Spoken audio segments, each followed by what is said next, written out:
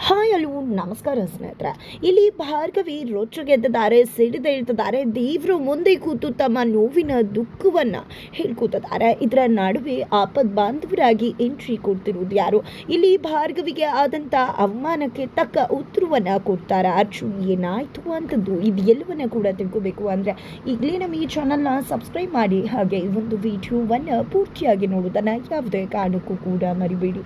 ನವರಾತ್ರಿಯ ಹಬ್ಬದ ಸಂಭ್ರಮದಂದು ಇಲ್ಲಿ ನವ ಜೋಡಿಗಳ ಕೈಯಿಂದ ಪೂಜೆ ಮಾಡಿಸಿದಂಥ ಶಕುಂತಲ ಅವ್ರಿಗೆ ನಿಜವಾಗ್ಲೂ ಆಘಾತಕಾರಿಯಾದಂತಹ ಒಂದು ವಿಷಯ ಅವರ ಮುಂದೆ ನಡೆದು ಹೋಗುತ್ತೆ. ನಿಜವಾಗ್ಲೂ ಅದನ್ನ ನೋಡಿದೆ ಅವರು ಬೆಕ್ಕಸ ಬೆರಗಾಗೋದ್ರ ಜೊತೆಗೆ ನಿಜವಾಗ್ಲೂ ಕುಸಿತು ಹೋಗ್ತಿದ್ದಾರೆ. ಅದಕ್ಕೆ ಕಾರಣ ಇಲ್ಲಿ ವೃಂದ ಹೂಡಿದಂಥ ಬಾಣ, ವೃಂದ ಆಡ್ದಂಥ ಆಟಕ್ಕೆ ನಿಜವಾಗ್ಲೂ ಅವಮಾನಕ್ಕೆ ಒಳಗಾಗ್ತಿರೋದು ಅವಳ ನಿಜವಾದ ರಕ್ತ ಹಂಚ್ಕೊಂಡು ಹುಟ್ಟಿದಂಥ ತಂಗಿ ಭಾರ್ಗವಿ. ತಂಗಿ ಅನ್ನೋದನ್ನ ಕೂಡ ನೋಡ್ದಿರ್ತಕ್ಕಂಥ ವೃಂದ ತಂಗಿಯ ಒಂದು ಮುಖಕ್ಕೆ ಮಸಿ ಬಳಿಯೋ ಕೆಲಸಕ್ಕೆ ಮುಂದಾಗ್ತಾಳೆ. ಯಾವಾಗಲೂ ಕೂಡ ಸಮಾಜ ಭಾರ್ಗವಿ ಜೊತೆ ಇದೆ ಅಂತಕ್ಕಂಥದ್ದನ್ನ ಹೇಳಿದಂಥ ಶ್ರಾವಣ ಮಾತಿಗೆ ಸಿಡಿದಂತಹ ವೃಂದ ಒಂದು ಸಮಾಜನೇ ಯಾವ ರೀತಿ ಭಾರ್ಗವಿನ ಚೀಮಾರೆ ಹಾಕತ್ತೆ ಅಂತ ಹೇಳಿ ಅವಳನ್ನ ಕುಸಿದು ಹೋಗು ಹಾಗೆ ಮಾಡ್ತೀನಿ ಅಂತ ಶಪಥವನ್ನ ಮಾಡ್ತಾಳೆ. ಅದೇ ರೀತಿಯಾಗಿ ನವರಾತ್ರಿ ಸಂಭ್ರಮದ ದಿನ ಮುತ್ತೈದೆಯರು ಅಂತ ಮನೆಗೆ ಬಂದು ಇಲ್ಲಿ ಭಾರ್ಗವಿ ಮುಖಕ್ಕೆ ಮಸಿ ಬಡಿತಾರ. ನಿನ್ನಂಥವಳಿಂದಾನೇ ಸಂಧ್ಯಾ ಸಾವಾಗಿತ್ತು. ಸಂಧ್ಯಾ ಮನಸ್ಸಲ್ಲಿ ಇಲ್ದೇ ಇರ್ತಕ್ಕಂಥ ಭಾವನೆ ಹುಟ್ಟಾಕಿ ಅವಳ ಸಾವಿಗೆ ನೀನೇ ಕಾರಣ ಆದ. ಅವಳನ್ನ ಸಾಯಿಸ್ಬಿಟ್ಟ.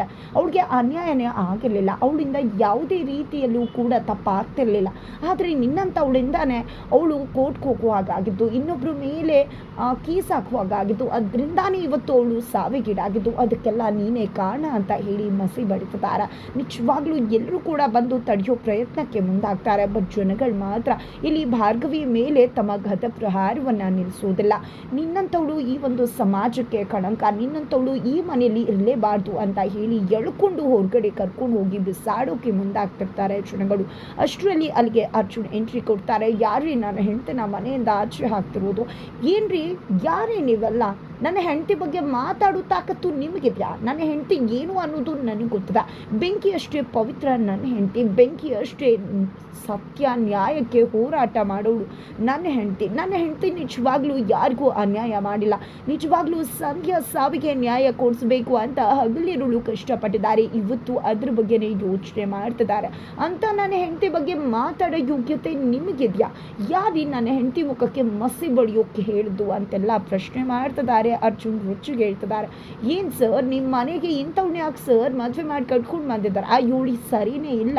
ನಿಜವಾಗ ಅವಳು ನ್ಯಾಯ ಕೊಡಿಸ್ತೀನಿ ಅಂತ ಹೇಳಿ ಸಂಧ್ಯಾ ಸಾವಿಗೆ ಕಾರಣ ಆಗಿದ್ದಾಳೆ. ಇಂಥವ್ಳು ಯಾಕೆ ಸರ್ ಮನೆ ಕರ್ಕೊಂಡು ಬಂದಿದ್ರ?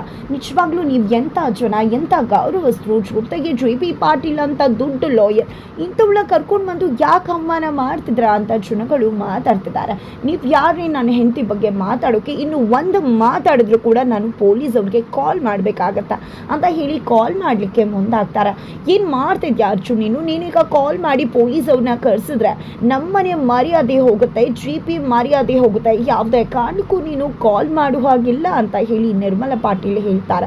ಬಟ್ ಇಲ್ಲಿ ಜನಗಳು ಮಾತ್ರ ಅವರ ಮಾತನ್ನ ನಿಲ್ಲಿಸೋದೇ ಇಲ್ಲ. ಒಂದಾದ ಮೇಲೆ ಒಂದು ಬಾಣದ ಬರೆಗಳನ್ನ ಬೀಳಿಸ್ತಿದ್ದಾರೆ ಇಲ್ಲಿ ಭಾರ್ಗವಿ ಮೇಲೆ.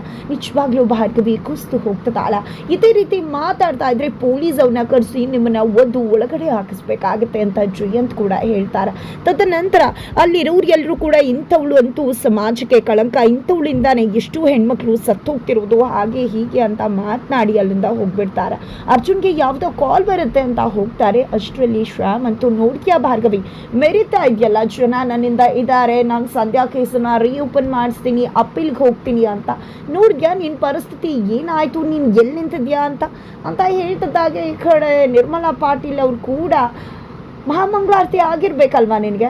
ಇನ್ನು ಮುಂದೆ ಯಾವ ಯೋಗ್ಯತೆ ಮುಖ ಇಟ್ಕೊಂಡು ಇಲ್ಲಿರ್ತೀಯ? ನಿನ್ನಿಂದಾಗಿ ನಮ್ಮ ಮನೆ ಮರ್ಯಾದೆ ಹೋಯ್ತು ಅಂತ ಹೇಳ್ತಾರೆ.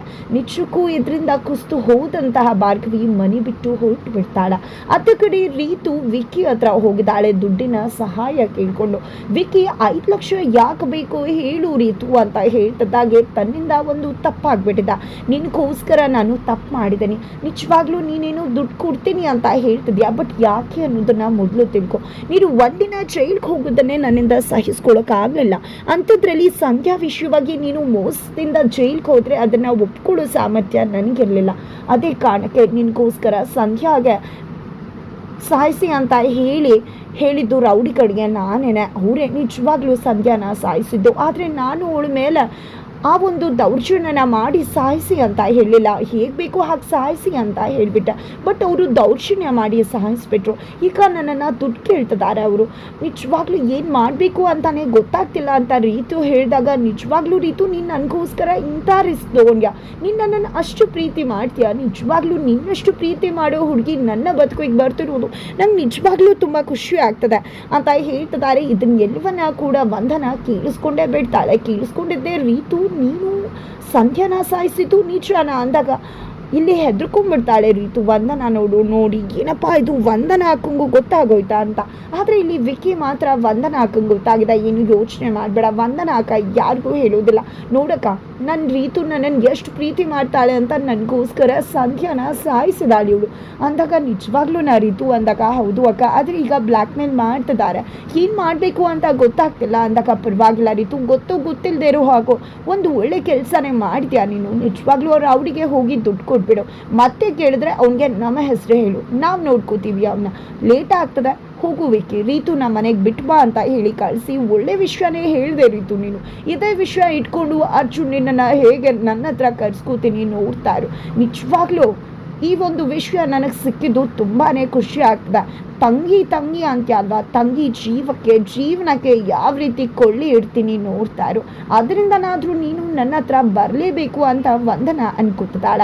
ಇತ್ತ ಕಡೆ ಭಾರ್ಗವಿ ಯಾವುದೇ ಕಾರಣಕ್ಕೂ ಮನೆಗೆ ವಾಪಸ್ಸಾತಿ ಆಗೋದಿಲ್ಲ ಅಂತ ಬೃಂದ ಹೇಳ್ತಿದ್ರೆ ತುಂಬಾ ಖುಷಿ ಪಡ್ತಿದ್ದಾರೆ ನಿರ್ಮಲಾ ಮತ್ತು ಸಾಕ್ಷಿ. ಈಗಲಾದರೂ ಗೊತ್ತಾಯ್ತಾ ನನ್ನ ವಿಶ್ವಾಸ ಯಾರ ಪರ ಇದೆ ಅಂತ ಹೇಳಿ ಬೃಂದ ಹೇಳ್ತಾಳೆ. ಇಲ್ಲಿ ಭಾರ್ಗವಿ ದೇವರನ್ನ ಪ್ರಶ್ನೆ ಮಾಡ್ತಿದ್ದಾಳ. ನ್ಯಾಯ ನೀತಿ ಧರ್ಮ ಅಂತ ಹೋಗೋದೇ ತಪ್ಪ, ಹೋದರೆ ಇಂಥದ್ದೇನ ನಮ್ಗೆ ಅವಮಾನ ಆಗೋದು. ನಿಜವಾಗ್ಲೂ ನಮ್ಮಮ್ಮ ದುಡ್ಡು ಮಾಡೋ ಕೆಲಸ ಮಾಡು ಅಂತಿದ್ರು, ಆದರೆ ಅಪ್ಪ ಹೇಳ್ಕೊಟ್ಟಿದ್ದ ಪಾಠ ನಿಜವಾಗ್ಲೂ ನನ್ನ ಒಂದು ವೃತ್ತಿ ಅಂತ ಅಂದ್ಕೊಂಡಿದ್ದೆ. ಅದೇ ವೃತ್ತಿಯಲ್ಲಿ ಹೋಗಬೇಕು ಅಂದ್ಕೊಂಡು ಅನ್ಯಾಯ ಆದವ್ರಿಗೆ ನ್ಯಾಯ ಕೊಡಿಸ್ಬೇಕು ಅಂತ ಅನ್ಕೋತಾ ಇದ್ದೆ. ಅದಕ್ಕೆ ಈ ಒಂದು ವಕೀಲ ವೃತ್ತಿಯನ್ನು ಆಯ್ಕೆ ಮಾಡಿಕೊಂಡೆ. ನನ್ನ ಮುಂದೆ ಎಷ್ಟು ಜನ ದುಡ್ಡು ಕೊಡ್ತೀನಿ ಬಿಟ್ಬಿಡು ಕೇಸನ್ನು ಅಂದರು, ಬಿಟ್ಬಿಡ್ಬೇಕಿತ್ತ ನಾನು, ಅದೇ ನಾನು ಮಾಡಿದ್ದಪ್ಪ.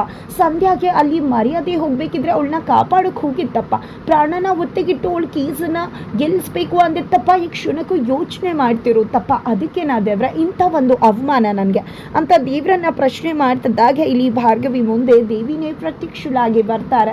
ಜೊತೆಗೆ ಇಲ್ಲಿ ಭಾರ್ಗವಿ ಮನಸ್ಸಲ್ಲಿ ನಿಜವಾಗ್ಲೂ ಕೂಡ ಅವಳ ಮನಸ್ಸಲ್ಲಿ ಧೈರ್ಯವನ್ನು ತುಂಬಿ ಮನೆಗೆ ವಾಪಸ್ ಕಳಿಸ್ತಿದ್ದಾರೆ. ಅರ್ಜುನ್ ಜೊತೆಗೂಡಿ ಮತ್ತೆ ಮನೆಗೆ ಹೋಗ್ತಿರೋ ಭಾರ್ಗವಿ ಬೇರೆದೇ ಅವತಾರ ತಾಳಿದೆ. ಬೃಂದಾಗೆ ಟಕ್ಕರ್ ಕೊಟ್ಟು ಪ್ಲಾನನ್ನೇ ಉಲ್ಟಾ ಮಾಡಿಸ್ತಿದ್ದಾಳೆ. ಹಾಗಿದ್ರೆ ಏನಾಗುತ್ತೆ ಮುಂದಿನ ವಿಡಿಯೋ ನೋಡಿ.